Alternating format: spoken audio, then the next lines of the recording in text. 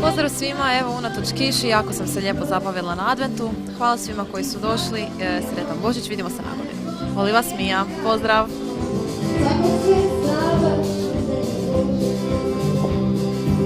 Jesu zadarska djeca bila dobra ove godine? Jesu, bila su jako dobra, slušala se cijelu godinu i zato ih čeka puno poklona za Božić. Nisu, bila su zločesta. I šta je kod vas čeka?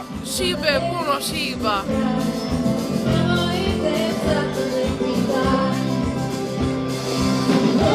Koga si sad vidjela?